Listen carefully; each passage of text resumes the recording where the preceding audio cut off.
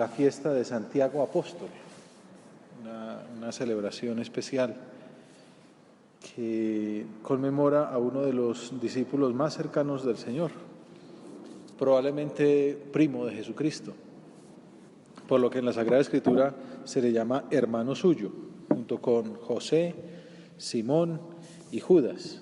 Esos primos que al principio estuvieron como un poco incrédulos, después terminaron siendo algunos de ellos un buen apoyo para la labor apostólica del Señor. Los evangelios presentan a Santiago y Juan como hijos de Zebedeo, un pescador con una posición social un poco holgada. Algunos exégetas sugieren que su madre podría haber sido María Salomé, una mujer que estuvo muy cerca de Jesús y que según algunos autores era hermana de la Virgen María, por eso el parentesco. El relato de su vocación sirve como antífona de entrada para la misa a su festividad.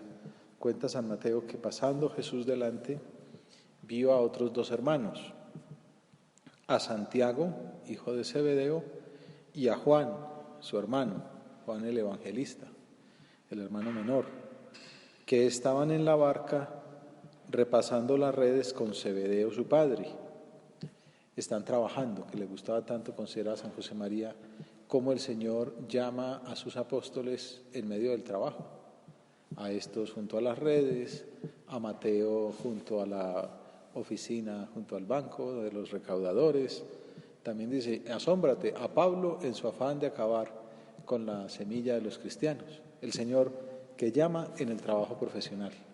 Habitualmente se ha pensado que las llamadas divinas eran para apartarse del mundo, para la vida religiosa, la vida consagrada, que también sigue siendo una llamada divina, desde luego.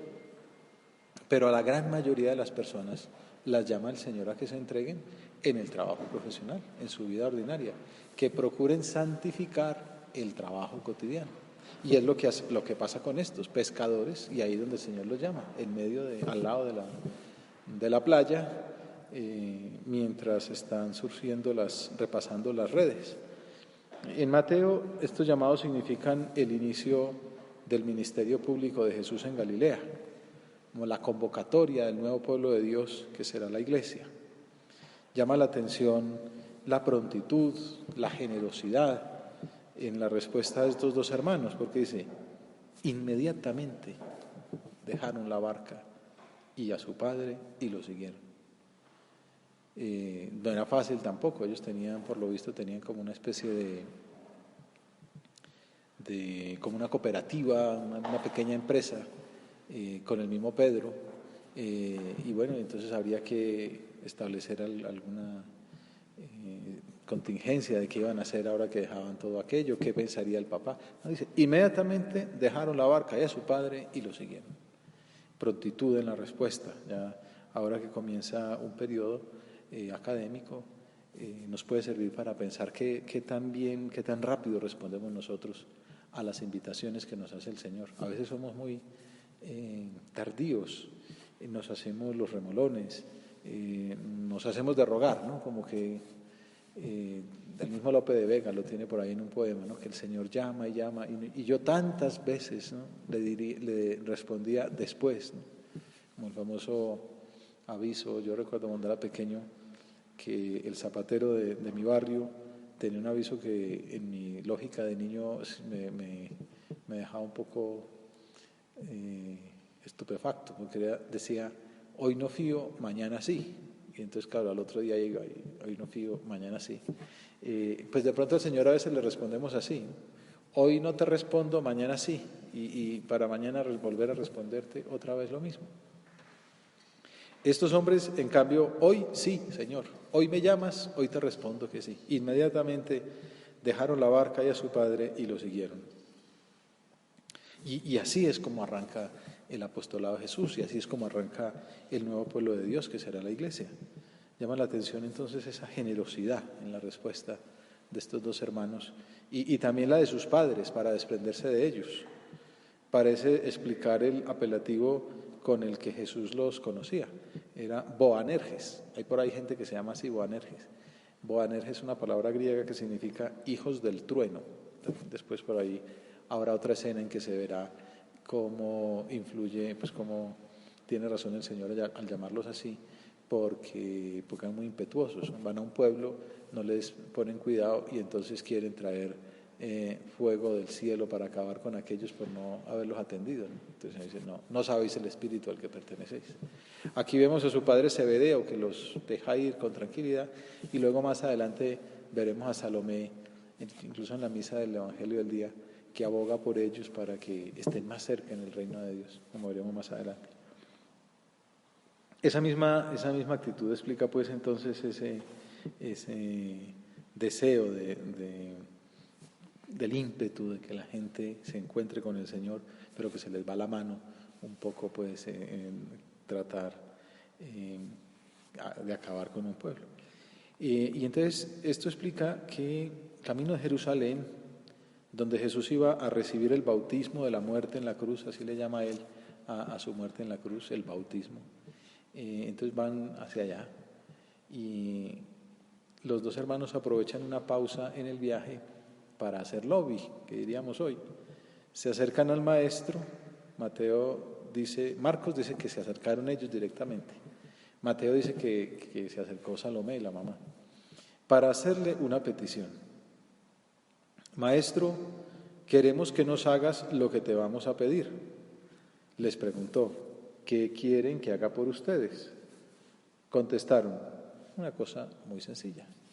Concédenos sentarnos en tu gloria, el uno a tu derecha y el otro a tu izquierda, nada más y nada menos, es lo único que pedían los niños. Seguramente, pues yo lo digo en broma, pero Jesucristo habrá sentido cierto disgusto al ver que dos de los discípulos más cercanos no caían en la cuenta de los momentos que estaban viviendo. Jesús replicó, no sabéis lo que pedís. San Juan Crisóstomo, que es tan buen predicador, explica que es como si les dijera, ustedes me hablan de honores y de coronas, pero yo les hablo de fatigas y de luchas. Este no es tiempo de premios, ni es ahora cuando se ha de manifestar mi gloria. La vida presente es tiempo de muertes, de guerra y de peligros. Entonces el diálogo continúa, digamos que un poco tenso. El maestro los anima a elevar la mirada, preguntándoles, ¿pueden beber el cáliz que yo he de beber o bautizarse con el bautismo con que yo me voy a bautizar? Ya lo había predicho Isaías al describir los frutos del padecimiento del siervo del Señor. El Señor quiso triturarlo con el sufrimiento y entregar su vida como expiación. Mi siervo justificará a muchos porque cargó con los crímenes de ellos.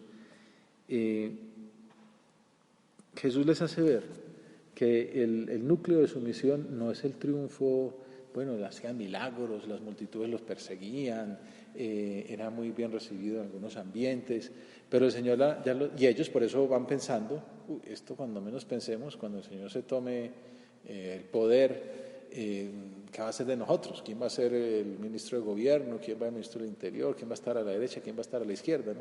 Entonces por eso ya empiezan esas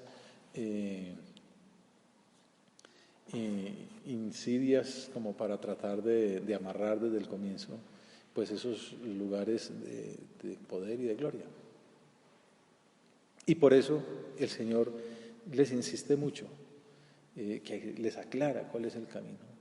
El camino de Jesús no es el camino de la gloria y del poder y del triunfo, sino el camino del servicio. Mejor dicho, el camino que Jesús utiliza para triunfar es dándose. Por eso el Papa Francisco insiste mucho en una frase que es un poco leitmotiv, algún libro suyo se ha titulado así, el poder es servicio. En algunos ambientes políticos dicen, el poder es para poder, ¿no? Como para corromperse y para apoderarse y poder hacer todas las maldades posibles. En sentido cristiano no es así. En sentido cristiano el poder es para servir. Entre más poder tenga, más puedo ayudar. Y entre más alto me coloque la vida, más tengo que salir al servicio de los demás. Uno ve al Papa, entonces, ¿qué hace? Se va para una cárcel el Jueves Santo a besarle los pies a aquellos encarcelados. Hace un viaje y lo que va a visitar es una cárcel, un hospital, un ancianato. Los domingos por la tarde se pone a llamar gente que está hospitalizada. ¿Por qué? Porque encuentra ese ministerio suyo no como una ocasión de estar con los príncipes y los jefes de Estado, que le tocan por su trabajo. Viene a Colombia y en Cartagena pues no se pone en las playas, ¿no?, propiamente, sino que se va al barrio San Francisco, donde está la gente necesitada. El Hijo del Hombre no ha venido para que le sirvan, sino para servir y dar su vida en rescate por muchos. Bueno, dar la vida, ¿no? Así es como se cumple la respuesta inicial de Jesús a los dos hermanos Boanerges. Su bautismo, el cáliz de su pasión, es dar la vida en redención por muchos.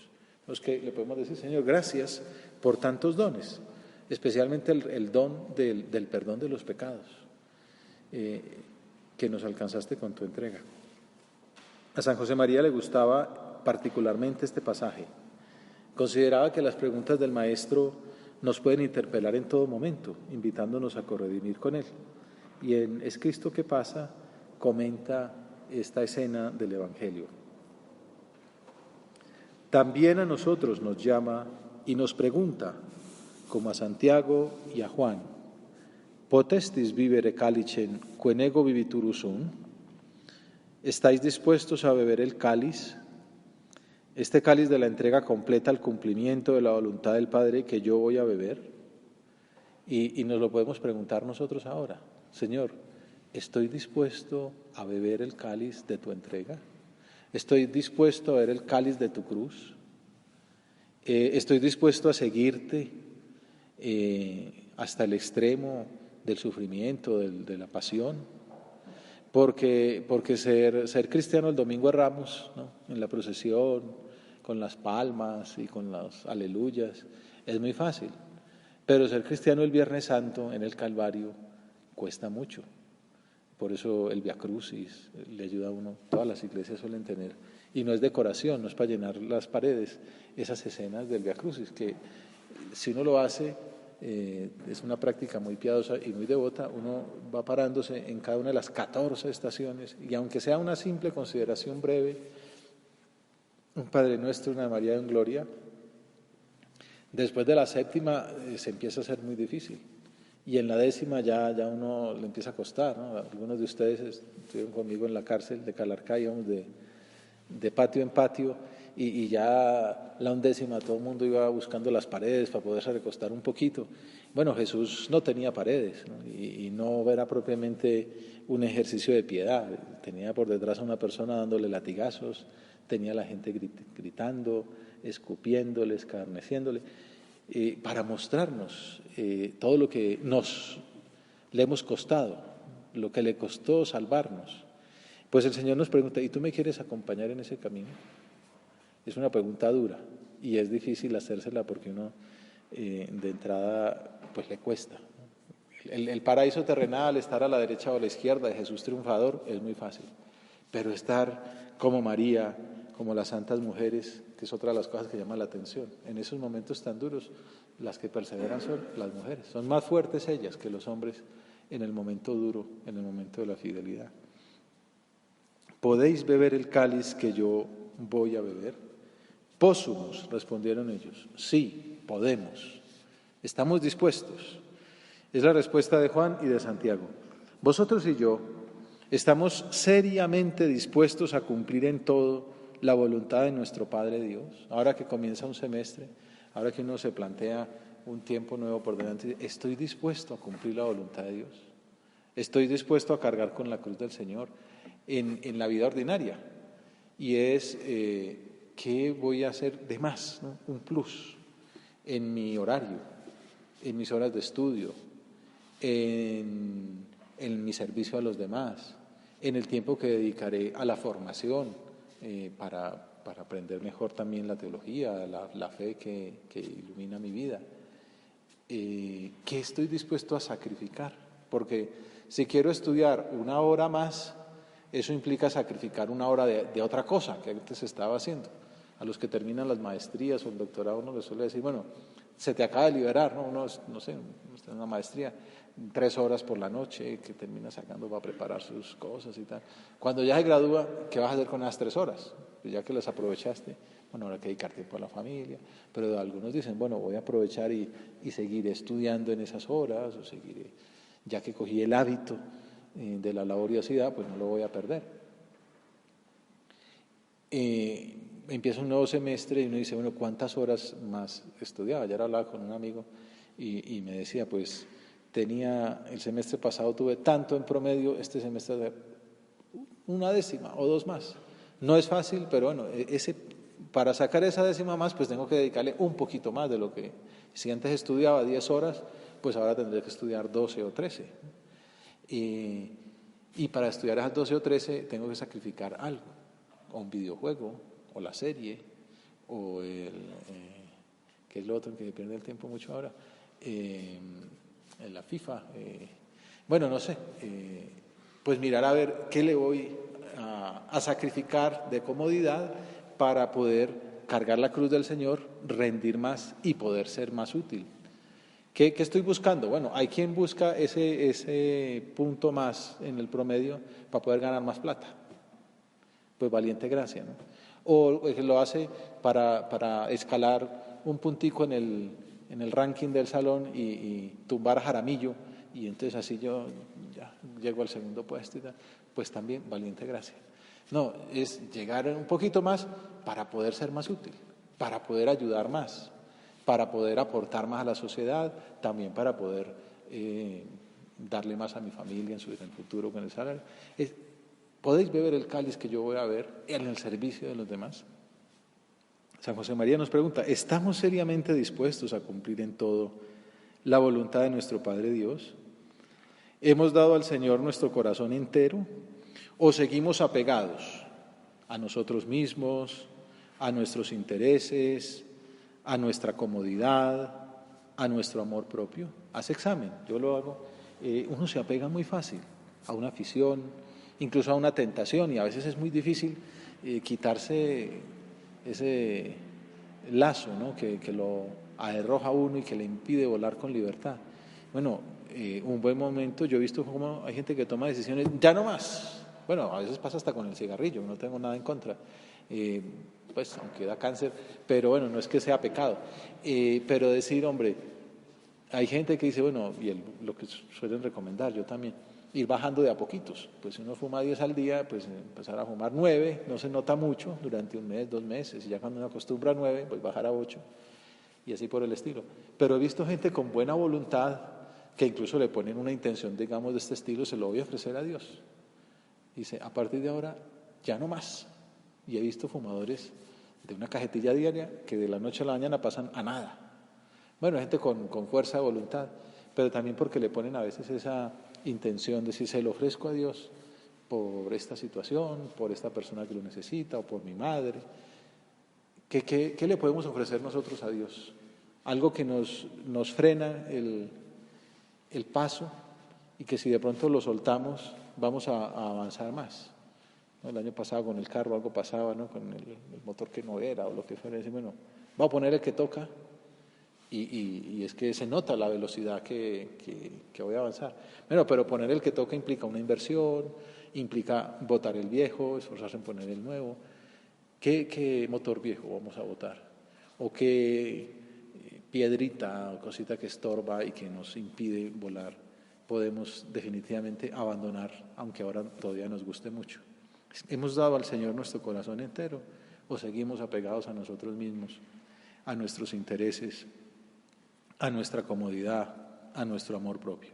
Hay algo que no responde a nuestra condición de cristianos y que hace que no queramos purificarnos.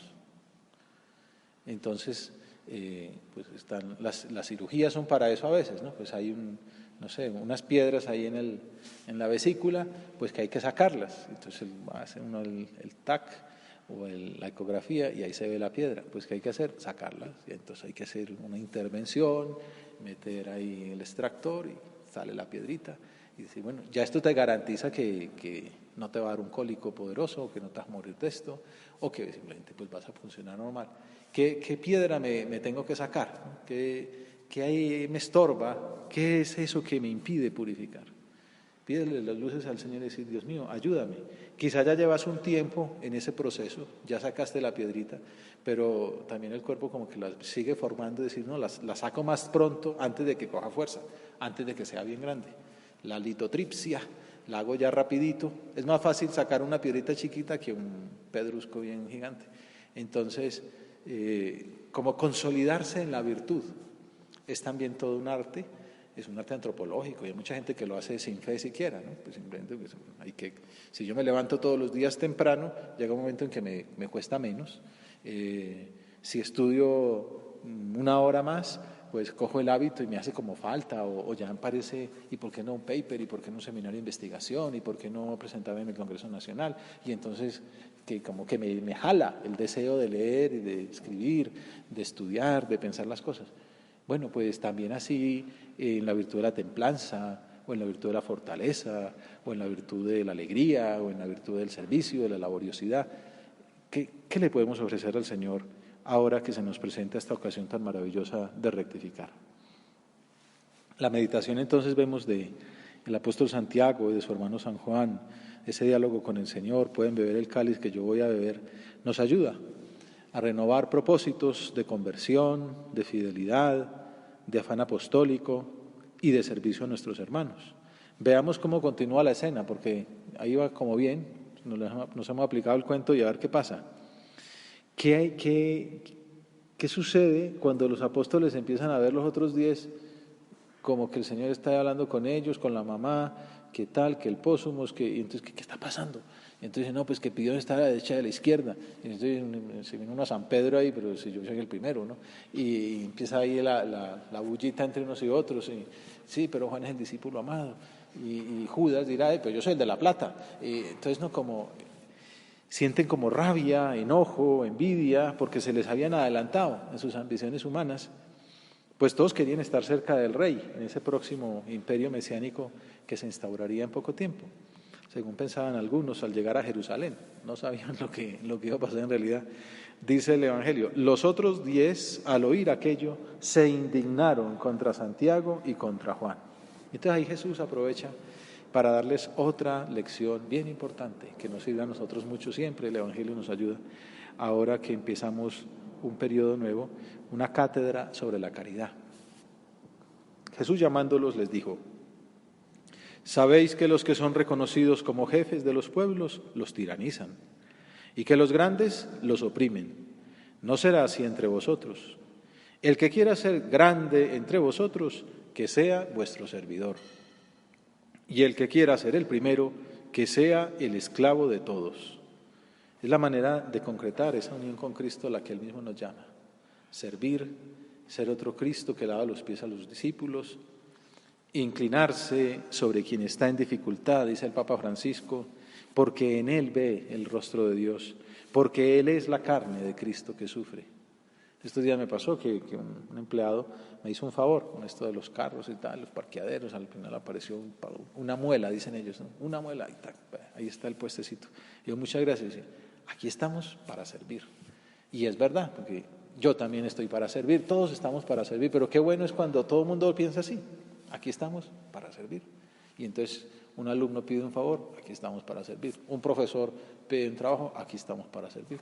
El obrero, todos, si todos vamos así, que va uno a una especie de paraíso terrenal, ¿verdad?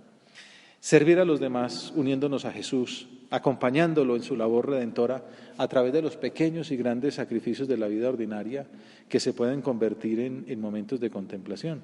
Servir sobre todo, entre más cercano sea el círculo, con mayor fidelidad, porque uno siempre se dice por ahí, luz de la calle, oscuridad de la casa, ¿no? Ese señor que consigue la muela y que le ayuda al personaje tal, y luego en la casa pues nos saluda. No, hay que empezar por servir en la casa, a sonreír, adelantarse a lavar un plato, a tender la cama, a pagar los servicios, que no se quede el gas sin pagar porque lo cortan. Bueno, ¿quién lo va a hacer? Pues puedo ir yo, no esperar al hermano menor. Pósumos. Podemos vencer también esta batalla, continúa San José María, con la ayuda del Señor. Persuadidos de que no resulta difícil convertir el trabajo en un diálogo de oración. Nada más ofrecérselo y poner manos a la obra, Dios ya escucha, ya alienta. Por eso aquello de que una hora de estudio es una hora de oración.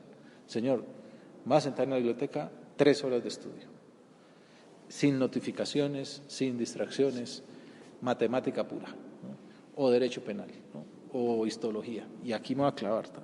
Y no me levanto hasta dentro de 3 horas. Bueno, eso es sacrificio, eso es, pues no nos van a dar el premio a la penitencia cristiana, pero en el cielo se darán cuenta, esto es oración, y esto es trabajo santificado, y esto es servicio. Alcanzamos el estilo de las almas contemplativas en medio de la labor cotidiana, porque nos invade la certeza de que Él nos mira, de paso que nos pide un vencimiento nuevo, porque ya ha pasado 1 hora y media, uno empieza como a cansar, pasa por allá la niña que yo más quiero, con el niño que ella más quiere, o no, o sola, y luego, no sé, hay distracciones, hay posibilidades de estar en otra cosa. Y decir, no, Señor, te dije que iba a estar aquí 3 horas y voy a seguir. Venga, capítulo siguiente. El Señor me está pidiendo, ¿no? Viene a mi encuentro allí.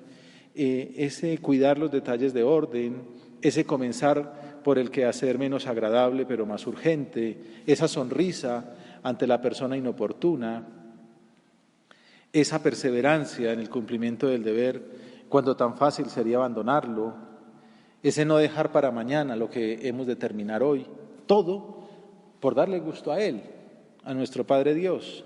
Y quizás sobre la mesa o en un lugar discreto que no llame la atención, pero que a ti te sirva como despertador del espíritu contemplativo, colocas el crucifijo, que ya es para tu alma y para tu mente el manual donde aprendes las lecciones del servicio. Y aquello que decía el médico de los primeros tiempos en el Opus Dei, que decía, pues estaba ahí frente al microscopio, mirando ahí pues las amebas, las bacterias, tal, y entonces ya hay un momento en que los ojos empiezan a llorar y dice, bueno, ya, mucho tiempo. Y entonces se quería ir y se encontraba con el crucifijo que estaba ahí en la mesa y decía, y el que cansado quería retirarse, vuelve los ojos a los oculares, porque Cristo está en la cruz esperando, ¿no? Esperando que yo también me crucifique con Él en el trabajo ordinario, en la labor cotidiana. Bueno, se nos está acabando el tiempo y Santiago y Juan de hecho sí que acompañaron a Jesús en los momentos más especiales, al comienzo de su vida pública, en algunos milagros muy señalados, como la resurrección de la hija de Jairo. Hacia el final fueron testigos privilegiados de la transfiguración de Jesús en el monte Tabor. Y esos milagros el Señor los fue como llevando ahí a estar en el núcleo más íntimo para fortalecerlos en la fe y para que estuvieran en capacidad de acompañarlo también y ser testigos de los tormentos que padeció en las últimas horas en el Huerto de los Olivos, en el momento ahí en Getsemaní, para estar con fe suficiente y esperar que resucitara, así como lo habían visto glorioso en el monte Tabor. Años más tarde sí que padecerían sufrimientos y persecuciones por Jesucristo, tal como Él se los había profetizado. El cáliz que yo voy a beber, lo beberéis. Y seréis bautizados con el bautismo con que yo me voy a bautizar. Pero el sentarse a mi derecha o a mi izquierda no me toca a mí concederlo, sino que es para quienes está reservado.